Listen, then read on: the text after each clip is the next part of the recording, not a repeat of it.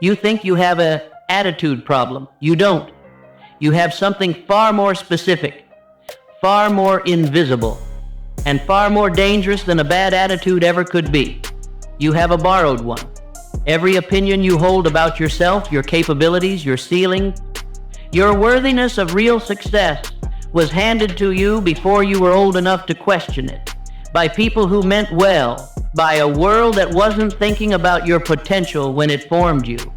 And you've been walking around with their conclusions inside your chest, calling them your own.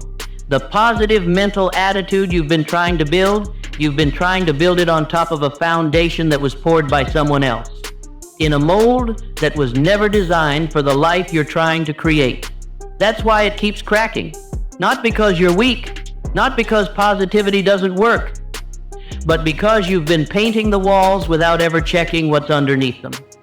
Napoleon Hill co-wrote an entire book about this, Not Think and Grow Rich, a later work, one that most people overlook, where he went deeper than desire and faith and planning, and got into the specific psychological architecture of a mind that cannot be broken by circumstance. He called it a positive mental attitude. But what he meant by it was almost nothing like what that phrase has become. What he meant was a structural condition, not a mood, not a daily practice, not something you manufacture each morning with cold water and gratitude journaling. A permanent internal orientation toward possibility, even when the facts don't support it yet. And the reason most people never develop? It isn't because they lack discipline. It's because they've never identified what's actually blocking it. We're going to do that today. But before we go any further, ask yourself this.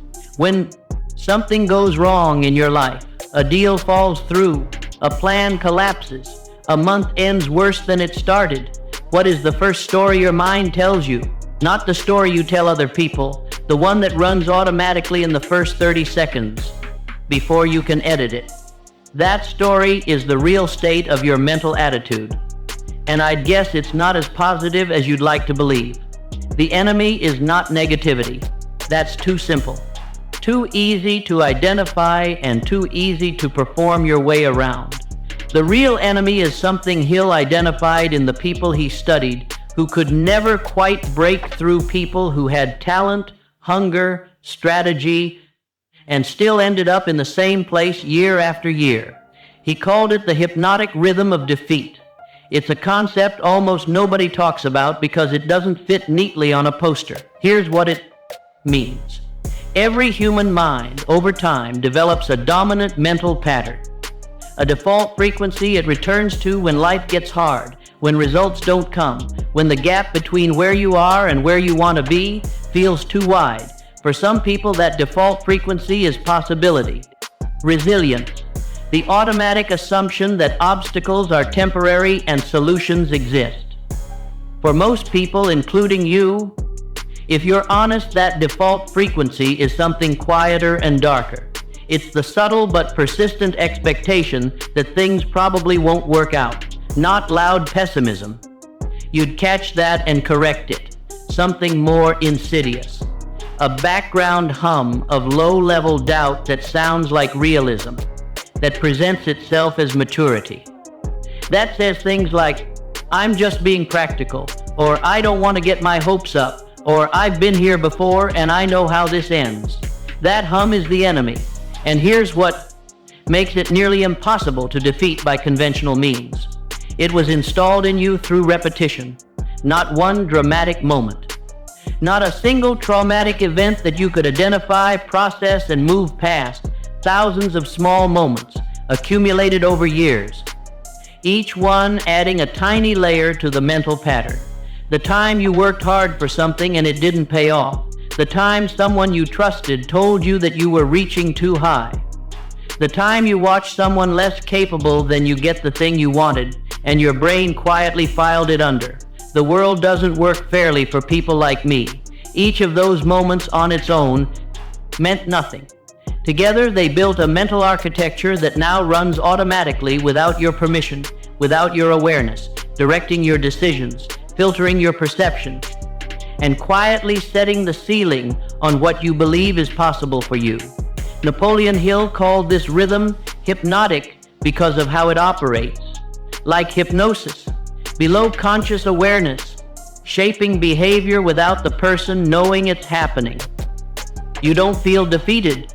You feel realistic. You don't feel limited. You feel experience. You don't feel like someone who has given up. You feel like someone who has learned from failure. But the outcome is identical. The actions you don't take, the opportunities you don't pursue, the price you don't charge, the room you don't walk into, the version of yourself you don't become. All of it directed by a mental pattern you didn't choose and have never directly confronted. And here is where the pressure really builds. This pattern doesn't just affect your internal world. It affects the external one in ways that look like bad luck. The way you present yourself in a high-stakes situation when that background hum is running. The energy you carry into a negotiation. The words you choose when describing your work to someone who could change your trajectory. People feel the frequency of your dominant mental pattern before you say a single word, and they respond to it. Not consciously, but consistently. The person operating from a hypnotic rhythm of defeat gets passed over, gets underpaid, gets overlooked, not because they're less capable, but because the signal they're broadcasting says, "I don't fully believe in this myself." And nobody bets on someone who won't bet on themselves. This is the enemy. Not your circumstances, not the economy, not the people who got lucky or got there first. The mental pattern you've been living inside of the one that feels like realism and sounds like wisdom is the single most powerful force keeping you exactly where you are. And the terrifying part? You can't think your way out of it. Because the very mind you'd use to think your way out is the one that's been compromised. Let's get honest about what's actually happening inside you on a daily basis. Not the version you'd describe to a mentor, the version that runs when no one is watching. You wake up and for about 30 seconds everything is neutral. The day hasn't loaded yet. Your mind is quiet. And then it starts. The mental inventory. Automatic, fast, merciless. Where are you financially? What didn't happen last month that was supposed to happen? What you told yourself you'd do by now that you haven't done? The gap between the person you perform as and the person you actually feel like when no one is watching. It takes less than a minute. And by the time you're out of bed, you're already operating from a deficit. You counter it. You've learned to counter it. The routine kicks in the water. The phone-free morning, the journal, the intention setting. You build a small fortress of positive input around yourself before the day really begins, and it works. For a while. By mid-morning, you feel capable. By noon, you're moving. By 3 p.m., something has happened, a response that didn't come, a number that didn't move, a conversation that went sideways, and the fortress starts to crack. And by evening, you're sitting somewhere quiet, running the same loop you've been running for years. I'm doing everything right. Why isn't this moving? Maybe I need a different approach. Maybe I'm missing something. Maybe the problem is that I haven't found the right strategy yet. So you consume more. You research more. You plan more. You optimize the morning routine again. You find a new framework, a new system, a new perspective that makes you feel like this time you finally found the missing piece. And for 3 days it works. Then the loop restarts. Hill identified this cycle as one of the most common patterns among people who spend their entire lives on the edge of a breakthrough that never quite arrives. He called them drifters, not because they lacked ambition, but because their mental attitude had no fixed point, no anchor, no permanent orientation that held steady regardless of what the external circumstances said. The drifter doesn't drift because they're lazy, they drift because their mental attitude is reactive instead of directive. Every external event, a good week, a bad month, an encouraging comment, a disappointing result, moves the needle on their internal state. They feel as good as their last win and as bad as their last loss. And in that reactive state, genuine progress is almost impossible. Because genuine progress requires you to take consistent action during the periods when the external evidence gives you absolutely no reason to. The months when nothing seems to be working. The quarters when the numbers don't reflect the effort. The seasons when everyone around you seems to be moving and you feel completely still. Those periods are not punishments. They are tests of whether your mental attitude is real or performed. And the performed version, the one you build fresh each morning with a routine and a playlist and a motivational quote, fails every single time. Because performance requires energy, and energy runs out. The real thing, the unbreakable version Hill was describing, doesn't require energy to maintain. It's structural. It's underneath the mood. It's there when the routine falls apart and the results don't come and the doubt is loudest. And here's the cruelest part of the psychological trap you're in. The harder you try to force positivity onto a reactive mental foundation, the more exhausting it becomes. Every morning routine that doesn't fix the underlying pattern adds to the evidence that something is wrong with you. Not with the approach, with you. You start to believe that other people find this easier, that the people who seem genuinely unshakable were born that way. That the mental toughness you're watching in others is a natural trait, not a built one. And that belief, that quiet, background conviction that you weren't wired for, this is the most dangerous thought you have, because it makes the problem feel permanent. And permanent problems don't get worked on. They get managed. You're not here to manage your limitations, but the path forward is not what you think it is. You've tried to fix this. Let's be clear about how. The first thing you tried was positive thinking. You started monitoring your thoughts, catching the negative ones and replacing them with positive versions. You trained yourself to reframe, to find the silver lining, to respond to setbacks with "this is happening for me, not to me." And it helped for about a week. Then life delivered something that the reframe couldn't hold. And you found yourself going through the motions of positivity, saying the right words, making the right face, while feeling something completely different underneath. That gap between the performance and the reality is not a sign that you need more practice. It's a sign that positive thinking, as a surface technique, cannot restructure a deep mental pattern. Hill understood this. He watched men try to think their way into new emotional states and fail consistently. Not because the principle was wrong, but because they were applying it at the wrong level. You cannot override a subconscious pattern with a conscious affirmation. The subconscious is not listening to your words. It's reading your feelings. Then you tried gratitude. You kept the journal. You listed the 3 things every morning. You trained yourself to notice what was going right instead of what was going wrong. Again, not useless, but not structural. Gratitude as a daily practice is like taking a vitamin when you need surgery. It supports a healthy system. It cannot repair a broken one. Then you tried the environment fix. You cut out the negative people. You unfollowed the accounts that made you feel bad about yourself. You started consuming only positive, high-vibration content. You rebuilt your inputs and waited for your outputs to change. And something shifted. You felt cleaner, lighter, more protected, but 6 months later the results were the same, because the environment around you is not where the pattern lives, it lives inside you. And you can change everything outside yourself and still wake up every morning to the same internal architecture. Then you tried discipline.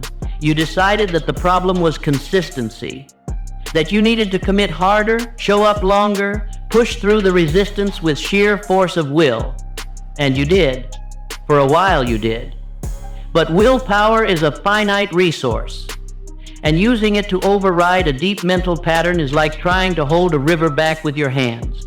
The moment you relax, the moment life gets genuinely hard, the moment you're tired and sick and scared and the results still aren't coming, the pattern floods back stronger than before.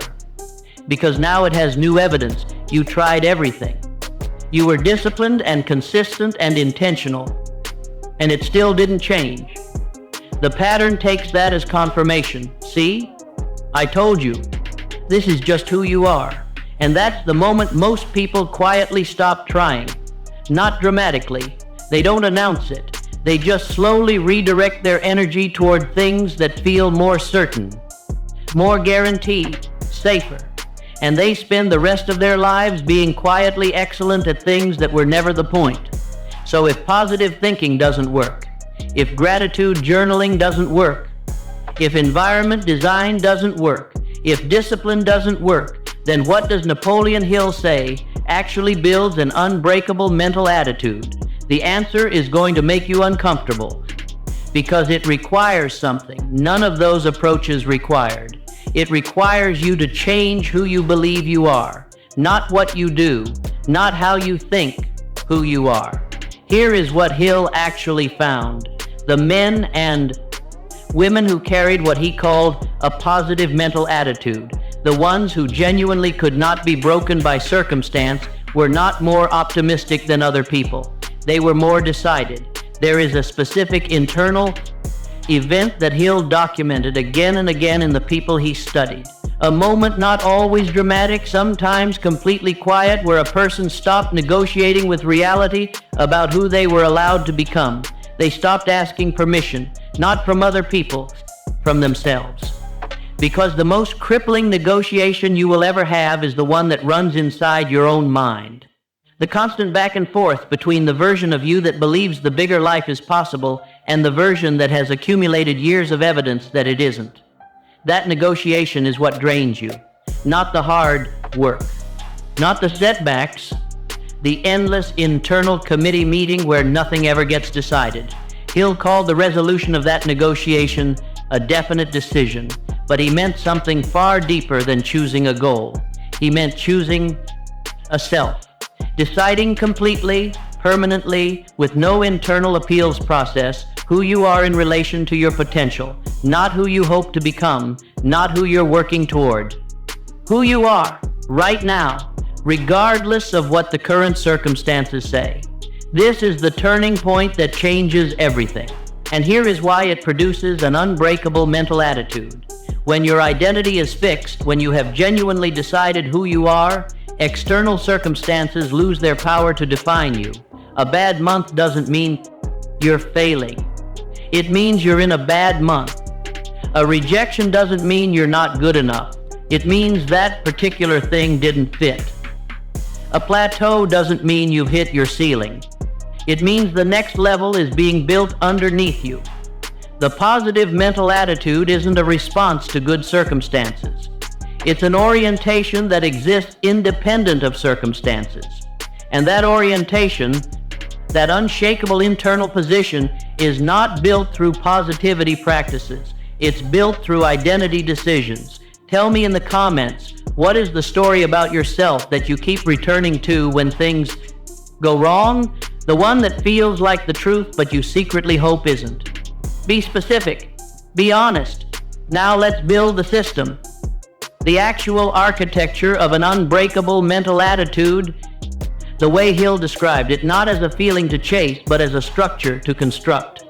The first element Hill identified was what he called self-suggestion used with emotional intensity. Not affirmations, not positive self-talk in the casual sense, something far more deliberate. Hill observed that the subconscious mind, the part of you that actually runs the show, cannot distinguish between a vividly imagined experience and a real one, when that experience is accompanied by genuine emotional charge. This is not mysticism. This is how memory and identity work. Your brain does not store fact. It stores emotionally charged experiences. The moments that shaped who you believe you are, the failures that left marks, the humiliations that still sting years later, they didn't shape you because of the information they contained. They shaped you because of the feeling that accompanied them. Hill's insight was that you could use the same mechanism deliberately, intentionally, in reverse. Not by telling yourself positive things, by manufacturing genuine emotional experiences of the person you've decided to become and feeding those experiences to the subconscious repeatedly with intensity until they begin to override the old pattern. This is not visualization in the shallow sense. This is not closing your eyes and picturing a big house. This is sitting alone in a quiet room and genuinely feeling in your body, in your chest, in the specific physical sensation of it, what it is like to be the version of you who has already built the thing. Not hoping for it, not wishing for it, feeling it as a present tense reality, and doing it every single day until the subconscious stops treating it as fantasy and starts treating it as identity. Most people do this backwards. They wait to feel successful until the external results arrive. They withhold the feeling as a reward for the achievement. Hill found that the feeling had to come first, not as delusion, not as detachment from reality, as a deliberate signal to the part of your mind that actually determines what you pursue, what you notice, and what you believe you deserve. But this first element only works if the second one is in place. And the second one is where most people's entire self-development practice falls apart. Hill called it the elimination of negative self-suggestion, and he meant something very specific. He wasn't talking about the obvious negative thoughts. You've already learned to catch those. He was talking about the subtle ones, the ones that come dressed as humor, as humility, as honesty. The casual, I'm terrible with money in conversation, the reflexive, I'm not really a business person when someone asks about your work, the self-deprecating laugh when someone compliments your ambition. Each of those moments, small, seemingly harmless, is a direct instruction to your subconscious. And your subconscious doesn't understand irony. It doesn't know you're joking. It doesn't factor in context. It files the instruction. Hill documented men who had spent years building a positive mental attitude through deliberate practice and then casually undermined all of it through the way they spoke about themselves in unguarded moments. The subconscious is always listening, not just in your formal practice, in every conversation, every internal monologue, every offhand comment you make about what you are and aren't capable of. The mental shift here is uncomfortable because it requires constant vigilance. You have to start treating every statement you make about yourself as a programming instruction, not perfectly, not obsessively, but with enough awareness that you stop casually feeding the old pattern without noticing, because the old pattern is patient. It will take every unguarded moment you give it. But even with that shift in place, even with deliberate self-suggestion and eliminated negative programming, there is a third element that Hill considered non-negotiable, and it's the one that turns everything else from theory into reality. Hill called it definiteness of purpose, but applied specifically to mental attitude, it means something precise. Your mental attitude cannot be unbreakable if it isn't anchored to something specific. Vague positivity has no weight. I want to be successful and happy gives your mind nothing to organize around. It's like trying to build a house without a blueprint. The materials are there. The intention is there. But without a specific structure to build toward, the work produces nothing stable. Hill found that the people with genuinely unbreakable mental attitudes all had one thing in common. They knew exactly what they were building. Not approximately. Exactly. The specific outcome, the specific timeline, the specific price they were willing to pay. And that specificity gave their mental attitude somewhere to live. When doubt arrived, and it always arrived, it had to compete with something concrete. Something the person had defined so clearly that doubt couldn't find a gap to fill. Vague ambition leaves enormous gaps, and doubt fills every single one of them.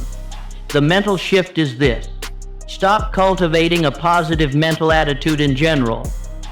Anchor it to something specific. Make the target so clear that your mental attitude has a job, not just a feeling. The fourth element is what Hill described as the habit of going the extra distance, but not in the way it's usually taught. Most people here go the extra mile and think about working harder, doing more, staying later. Hill meant something different. He meant doing more than is required without resentment. That last part, without resentment, is where almost everyone fails. Because you can work hard from two completely different internal places. You can go the extra distance from a place of fear, terrified that if you don't over-deliver, you'll lose the opportunity. Or you can go the extra distance from a place of genuine commitment to the quality of your work. The first produces exhaustion, bitterness, and eventual collapse. The second produces something Hill considered almost alchemical. When you consistently do more than required not to impress, not from fear, but from a genuine orientation toward excellence, something shifts in how you see yourself. You start to accumulate internal evidence, not evidence that the world is rewarding you. Evidence that you are someone who shows up that way regardless of whether the world is watching. And that evidence, that private, personal record of who you are when no one is looking, is the foundation that an unbreakable mental attitude is actually built on. Not affirmations, not routines.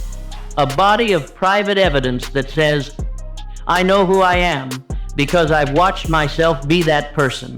The fifth element closes the entire system, and it is the one Hill considered the master key. He called it applied faith, and in the context of mental attitude, it means the ability to act from certainty in the complete absence of proof, not blind faith, not wishful thinking.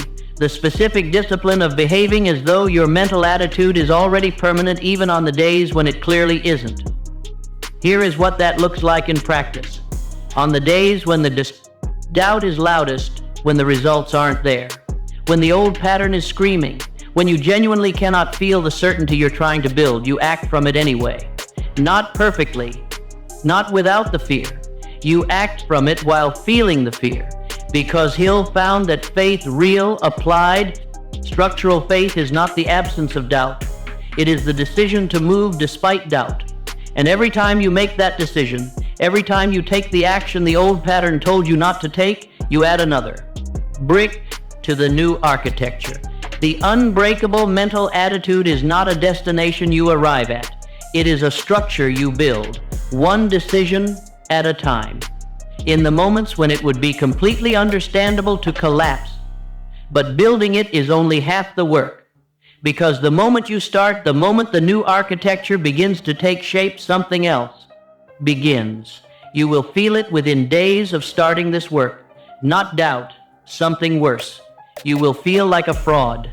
The new mental orientation will feel unearned, unfamiliar, like wearing someone else's clothes. You'll catch yourself operating from certainty and then immediately second-guess whether you have the right to feel that way yet. You haven't proven it yet.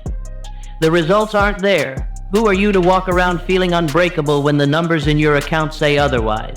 This is the old identity, and it is going to fight harder than you expect. You will feel it most intensely in the moments that matter most. Before the high-stakes conversation, before the pitch, before the decision that could genuinely change your trajectory. Right when you need the new mental attitude most, the old one will surge. You will think, I should wait until I'm more ready. You will think, I need more evidence before I can genuinely feel this way. You will think, the people who have this kind of mental attitude earned it through results. I haven't earned it yet. Every single one of those thoughts is the old architecture trying to survive, because the new identity is an existential threat to it, and it will not go quietly. You will also face it from outside. The people around you, the ones who have known you as the person who almost makes it, who knows a lot about success but somehow never quite gets there, will react to the change in you. Some will be uncomfortable. Some will push back. Some will, without meaning to, try to pull you back into the familiar version. Not out of malice, out of their own fear. Because if you change, if you genuinely become the person with the unbreakable mental attitude, it says something about what was possible for them all along. And that is a confrontation most people would rather avoid. You will have to hold the new identity without external validation for longer than feels fair. The results will not immediately confirm the shift. The world will not immediately respond to your new frequency. There will be a gap, sometimes weeks, sometimes months, between the internal change and the external evidence. That gap is the test. Most people fail it, not because they lack discipline, but because they interpret the gap as proof that the change isn't working. It is not proof of that. It is simply the delay between cause and effect that exists in every real transformation. And the people who hold through the gap, who maintain the new mental attitude without external confirmation, are the ones who break through. The ones who need the confirmation before they'll hold, they drift back. Every time. Let me describe what you look like on the other side of this, not in terms of what you have, in terms of how you operate. You wake up and the mental inventory doesn't run anymore, not because life has become easy or the problems have disappeared, because your relationship with the problems has changed. They are no longer evidence about who you are. They are simply conditions to be addressed. When someone challenges your price, you don't feel the pull to justify yourself. You've built enough internal evidence of your value that the challenge lands differently. It becomes information rather than verdict. When a plan fails, and plans still fail, they always will you process it faster. Not because you've become numb, but because failure has been reclassified in your mental architecture. It no longer carries the weight of identity. It is simply an outcome that requires adjustment. You stop consuming motivation, not because you've lost hunger, but because the hunger has changed quality. It no longer comes from fear of staying where you are. It comes from genuine engagement with what you're building. That shift from fear-based hunger to purpose-based hunger changes everything about how you work. You stop making decisions from the question, what do I need to do to not fail? You start making them from, what does the person I've decided to be do next? Those two questions produce completely different actions. And over time, not immediately, but consistently, they produce completely different results. The unbreakable mental attitude is not a superpower. It is the baseline operating condition of a person who has decided completely and without negotiation who they are. Everything else builds from that decision, not around it, from it. So here is where we end, not with encouragement, with a confrontation. You've understood today that the mental attitude you've been trying to build cannot be built through techniques applied to a foundation you've never examined. You've understood that the pattern running underneath your ambition, the hypnotic rhythm of half-belief that sounds like realism and feels like experience, is not your personality. It is your programming, and programming can be changed. But only if you make a decision that most people spend their entire lives avoiding. The decision is not to be more positive. The decision is to stop treating your potential as a question. Right now, not after. The next result. Not when the circumstances improve, not when you've accumulated enough evidence right now. You either decide who you are, or you let the old pattern keep deciding for you. There is no middle ground. The person who leaves this video and changes, nothing has chosen. The person who leaves this video and takes one action, one small, deliberate action from the new identity rather than the old fear, has also chosen. Both choices have consequences that compound over time. Napoleon Hill watched hundreds of people stand at exactly this crossroads.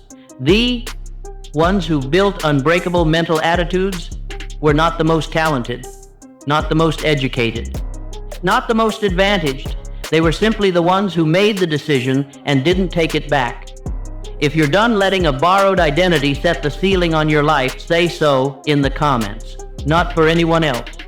As a record for yourself. And if this is the place where you come to hear things your mind already knows, but hasn't had the courage to face, you already know what to do. The decision was always yours. It still is